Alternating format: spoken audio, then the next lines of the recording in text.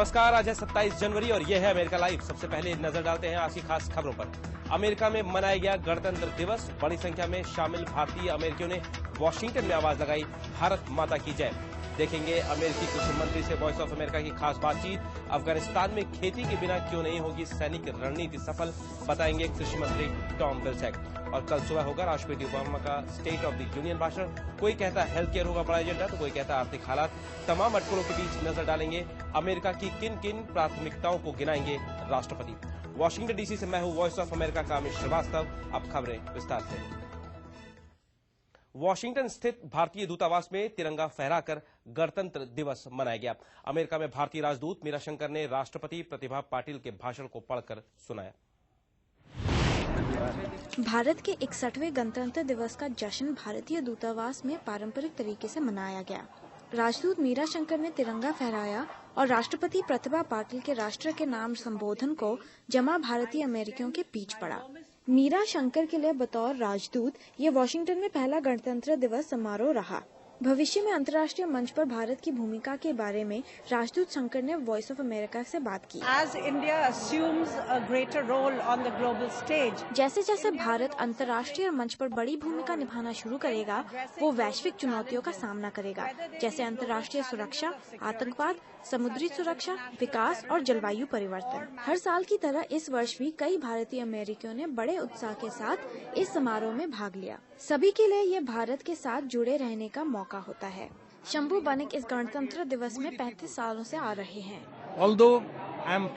हालांकि मैं भारत से बहुत दूर हूं और मैं इस देश में रहता हूं, मेरा भारत के साथ एक घनिष्ठ संबंध है और वहां जो भी होता है मैं उस पर नजर रखता हूं। समारोह में भारतीय अमेरिकी बच्चों ने सांस्कृतिक कार्यक्रम पेश किया। निर्मल बजेकर एक संगीत स्कूल चलाती हैं, जहां वे कला के माध्यम से छात्रों को भारत के बारे में सिखाती है। उनको बहुत अच्छा लगता है कि हम इतनी दूर है लेकिन they can say Assamese and they can sing in Bengali and ये बहुत सारी भाषाएं हैं, तो उनको बहुत अच्छा लगता है। समारोह में मौजूद हर किसी के लिए इस जश्न के जरिए भारत की यादें फिर ताज़ा हो उठी। Sonali Sen, voice of America. कल से लंदन में अफगानिस्तान पर सम्मेलन हो रहा है।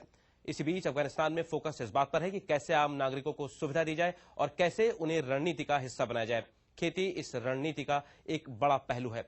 अमेरिकी कृषि मंत्री टॉम विल्सेक ने अफगानिस्तान से लौटकर वॉइस ऑफ अमेरिका से कहा कि राष्ट्रपति ओबामा की पहल के बाद अफगानिस्तान की रणनीति में इस तरफ ध्यान दिया जा रहा है कि आम आदमी को आत्मनिर्भर बनाए बिना कोई भी सैन्य रणनीति कामयाब नहीं हो सकती। He recognizes, Ambassador Holbrooke recognizes, Ambassador राष्ट्रपति ओबामा जानते हैं, विशेष दूत होलब्रुक जानते हैं, राजदूत आइकेनबेरी भी जानते हैं कि अफगानिस्तान में लोग तब तक सुरक्षित महसूस नहीं करेंगे जब तक कि लोग अपने परिवार का ध्यान न रख सकें और अपने गांव वालों और समुदाय की मदद न कर सकें। वो तब तक नहीं होगा जब तक अर्थव्यवस्था अच्छी न हो। चूंकि 80% लोग कृषि के जरिए अपना गुजारा करते हैं, इसलिए उस पर ध्यान देना बुद्धिमानी की बात है। अमेरिकी कृषि मंत्री ने यह भी कहा कि अफगानिस्तान में नक्शे बनाए जा रहे हैं ताकि ये समझा जा सके कि कहां, कितना और क्या निवेश करना है। मुझे पता है कि अफगानिस्तान में नक्शे बनाने की योजना है ताकि आंकड़े पता चल जाएं, ताकि इस बात पर फैसला लिया जा सके कि रणनीतिक रूप से कहां अपने संसाधनों का इस्तेमाल करना है। कल सुबह राष्ट्रपति ओबामा संसद के दोनों सदनों को संबोधित करेंगे और पूरा देश टेलीविजन पर सीधे प्रसारण के जरिए उन्हें सुनेगा। इसे स्टेट ऑफ द यूनियन भाषण कहा जाता है। अमेरिकी राष्ट्रपति साल में एक बार स्टेट ऑफ द यूनियन भाषण देते हैं। जैसा कि नाम में है, इस भाषण में राष्ट्रपति राष्ट्र की हालत देशवासियों के सामने रखते हैं और साथ ही अपना वैधानिक एजेंडा भी बताते हैं। इस भाषण के जरिए राष्ट्रपति संसद को ये भी बताते हैं कि राष्ट्रीय प्राथमिकताएं क्या क्या है। एक नजर डालते हैं कि राष्ट्रपति ओबामा अपने भाषण में क्या कह सकते हैं। इस बार राष्ट्रपति ओबामा जब स्टेट ऑफ द यूनियन भाषण देंगे तो परिस्थितियां वैसी नहीं है जैसी कि पिछले साल के स्टेट ऑफ द यूनियन भाषण के समय थी। उनके लिए बहुत कुछ बदला है। पिछले 15 दिनों में राष्ट्रपति के अप्रूवल रेटिंग्स गिरी हैं और कई जगह राष्ट्रपति की काबिलियत पर गहरा संदेह भी दिखाया जा रहा है। इन सब की शुरुआत हुई पिछले दिनों मैसाचुसेट्स राज्य में रिपब्लिकन सेनेटर की जीत के बाद। जिस स्वास्थ्य सुधार को ओबामा प्रशासन ने लगभग पूरे साल पहली प्राथमिकता बनाकर रखा, उसमें अपने ही सेनेटर्स की वजह से बड़े परिवर्तन करने पड़े और अब मैसाचुसेट्स राज्य में हार के कारण जरूरी सेनेटर संख्या न होने पर हेल्थ केयर बिल पास होगा या नहीं, इस पर भी सवाल हैं।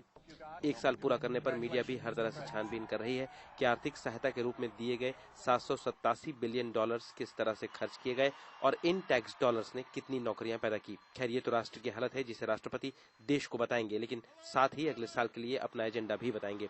पहली बात तो ये कि मंदी की तरफ जाती अर्थव्यवस्था के मुकाबले आज आर्थिक हालात बेहतर हैं। टैक्स डॉलर्स ने कुछ नौकरियां पैदा जरूर की हैं। ये अलग बात है कि इसी बीच नौकरियां जाने का सिलसिला नहीं रुका। मीडिया में खबर है कि राष्ट्रपति के एजेंडे पर नई नौकरियां पैदा करना, संघीय घाटा कम करना, मध्यम वर्ग के लिए मदद और देश की अर्थव्यवस्था और मजबूत करना जैसे मुद्दे जरूर होंगे। साथ ही हेल्थ केयर बिल पर भी ओबामा बोलेंगे और सांसदों और सेनेटर्स को बताएंगे कि हेल्थ केयर बिल कितना जरूरी है। राष्ट्रीय सुरक्षा भी राष्ट्रपति ओबामा के एजेंडे में जरूर होगा। अमेरिका लाइव आप हमारी वेबसाइट www.voasamachaar.com पर भी देख सकते हैं। अमेरिका लाइव के बारे में अपनी राय हमें americalive@voanews.com पर भेजना ना भूलें। अमेरिका की बड़ी खबरों के साथ कल फिर मिलेंगे। नमस्कार।